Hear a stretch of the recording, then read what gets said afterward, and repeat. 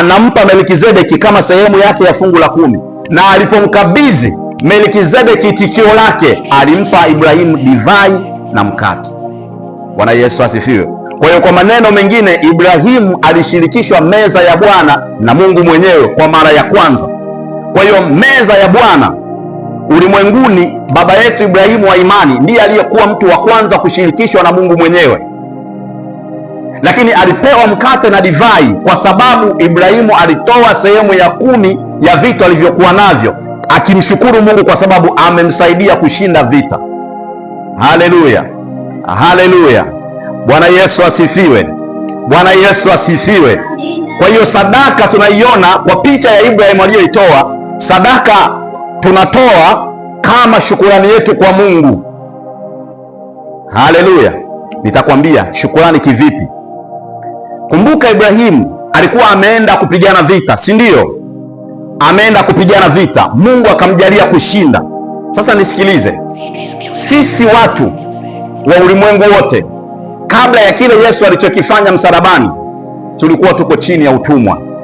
Haleluya! Na nielewa mtu wa Mungu, tulikuwa chini ya nini?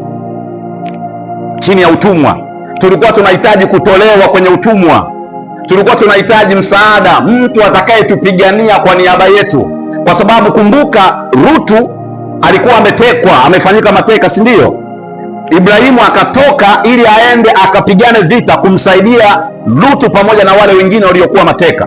Kwa hiyo unaona, Lutu alikuwa yuko matekani, alikuwa hana uwezo wa kujitoa mwenyewe, alikuwa hana uwezo wa kupigana ile vita akashinda. Alikuwa anahitaji mtu mwingine apigane kwa niaba yake ili aweze kumsaidia kutoka mateka.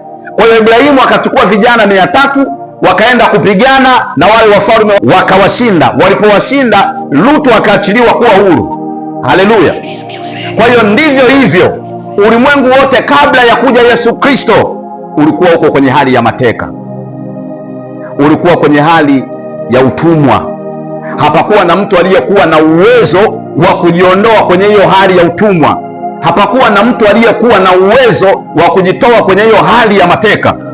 Kwa hiyo wakati wote wanadamu walikuwa wanatafuta namna ya kujitoa chini ya utumwa wa dhambi, namna ya kujitoa chini ya mauti, namna ya kujitoa chini ya sheria. Walikuwa hawawezi. Kila wakipambana hiyo vita, wanakuta ndio wanazidi kuwa mateka zaidi, wanajikuta ndio wanazidi kushikiliwa na hali inazidi kuwa ngumu zaidi. Kwa hiyo tulikuwa tunahitaji